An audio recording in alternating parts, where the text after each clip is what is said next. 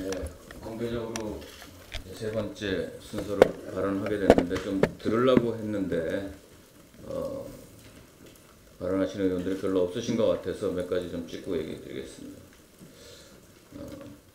좀 전에 이제 이찬열 선배 의원님 말씀하신 거는 이혜원 의원님이 얘기를 하셨지만도 저도 그때 그 현장에 있었던 사람으로 동의하기가 어렵고 사실과 다르기 때문에 지적을 하지 않을 수 없다라는 말씀드립니다. 우리가 지난번 의총에서 12대 11이 나와서 패스트트랙이 추인된 것은 맞습니다만 분명히 그 자리에서 여기 의원들 다 계시는 자리에서 과반 표결로 할 때 조건이 당론이 아니기 때문에 두 사개특위 의원의 소신을 지켜준다. 따라서 강제 사보임을 하지 않는다는 조건을 걸고 한 것입니다. 당시 원내대표였던 김관영 원내대표 저한테 분명히 여기 계신 분들도 다 들으셨지만 약속한다라고 했었고요.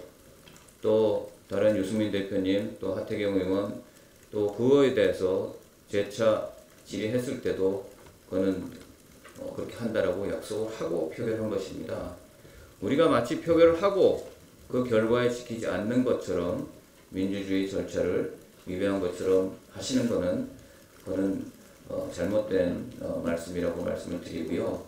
그럼에도 불구하고 강제 사보임을 불법적으로 했기 때문에 국회법이 개정이 돼서 본인이 원하지 않으면 안 하게 돼 있는 거 아니겠습니까?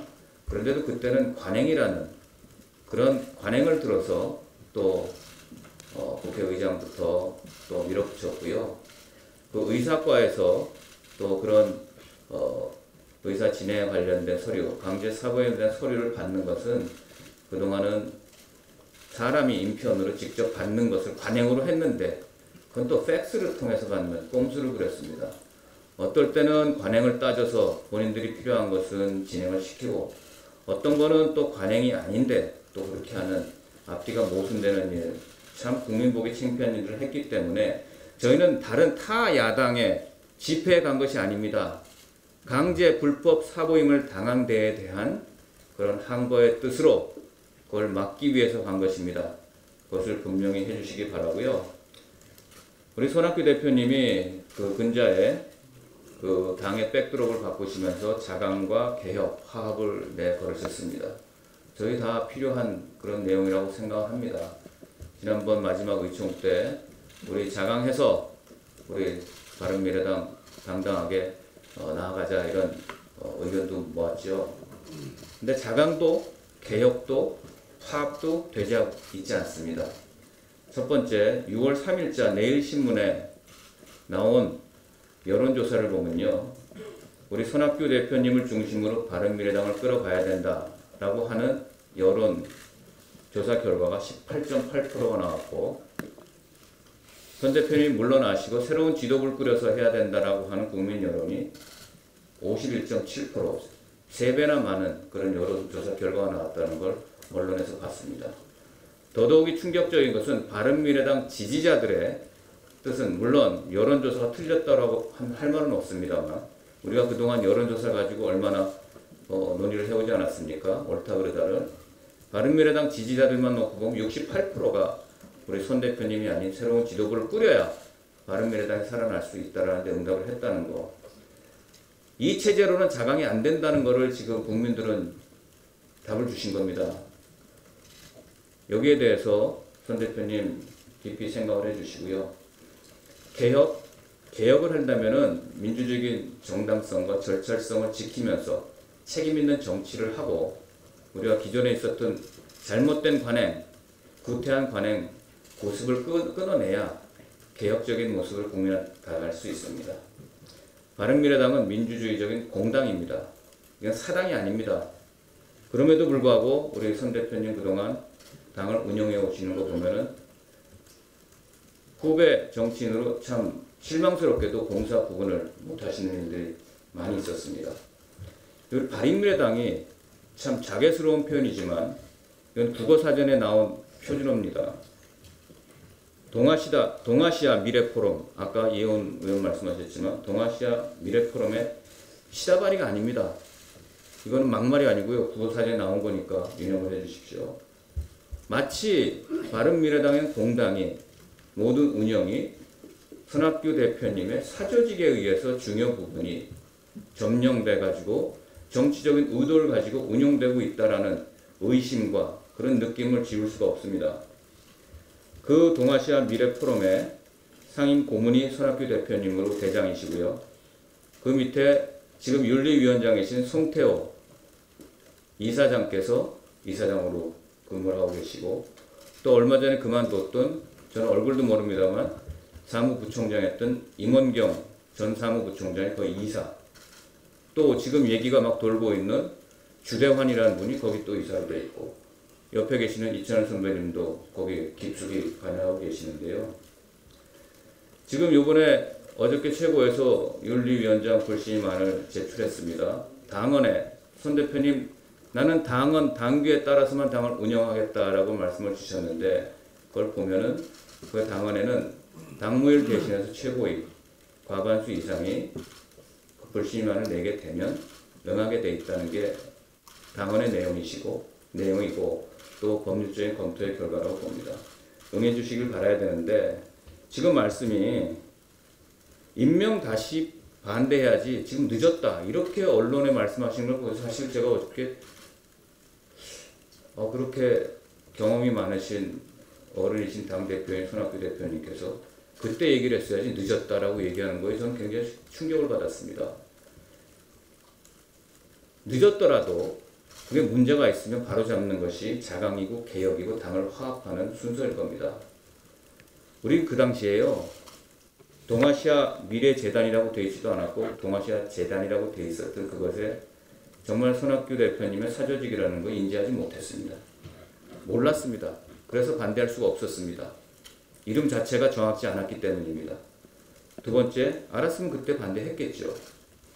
또 손학규 대표님께서 설령 그렇다고 하더라도 그렇게 사조직을 이용해서 당을 민주적이지 않고 또 이렇게 불공평하게 당을 운영하실 거라는 건 상상을 하지 못했습니다.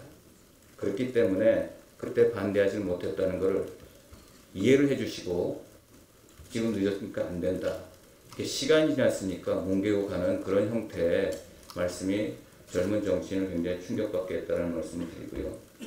결론적으로 본인의 사조직을 이용해서 공평하지 않은 윤리에 제소된 그 사안에 대해서 처벌을 지금 강행하고 있으시다. 사조직을 동원한 정적을 치고자 하는 어떤 차도살인의 방법으로 윤리를 운영한다고 많은 사람들이 지금 이해를 하고 있고, 그 방식이 이제서야 드러나게 됐다라고 말씀드립니다. 하나 더 말씀드리겠습니다. 손 대표님에 대해서 저도 전 다른 사람 얘기 안 하겠습니다. 저 개인 지상욱이라는 이 바른미래당의 당인은 말씀드릴 게 없는 거 아닙니다. 지난번 박지원 전 대표가 민평당 의원을 끌어들여서 유승민계를 몰아내자라고 했다는 얘기에 대해서 저희가 그런 일 아니라고 하셨지만 저희는 그 얘기를 정말 알아야겠다.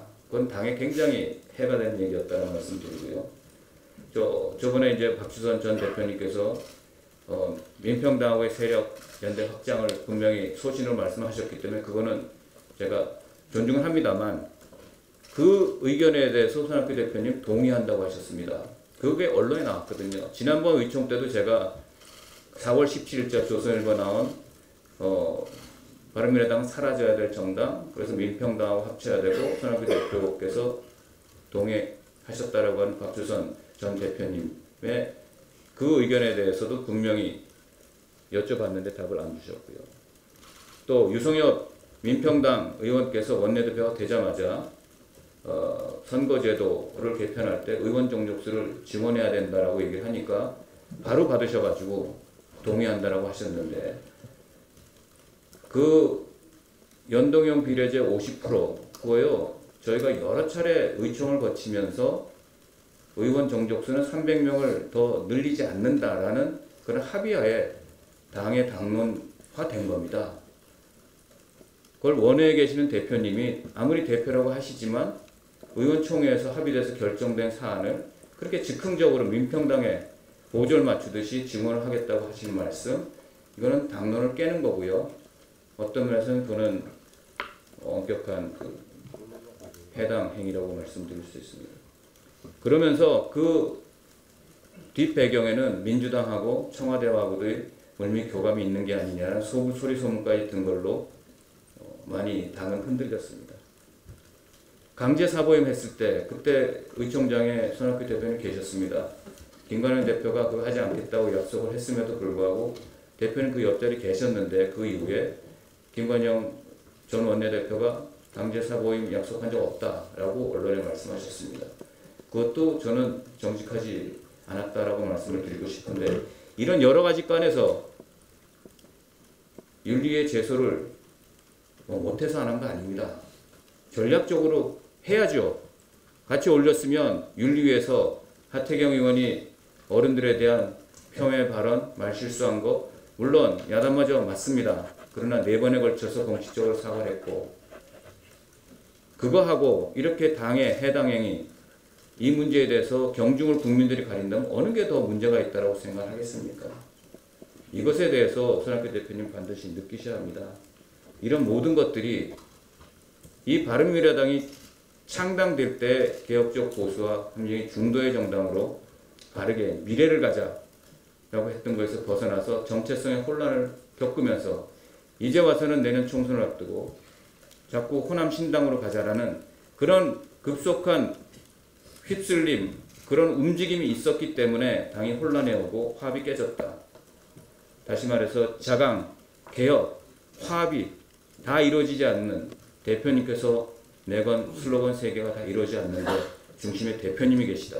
그래서 국민들은 51.7%나 되는 새로운 지도부가 지금 대표님 체제를 지키는 것보다 3배나 많게 그런 의견을 표출하고 있다는 걸 느껴주시기 바랍니다. 이상입니다.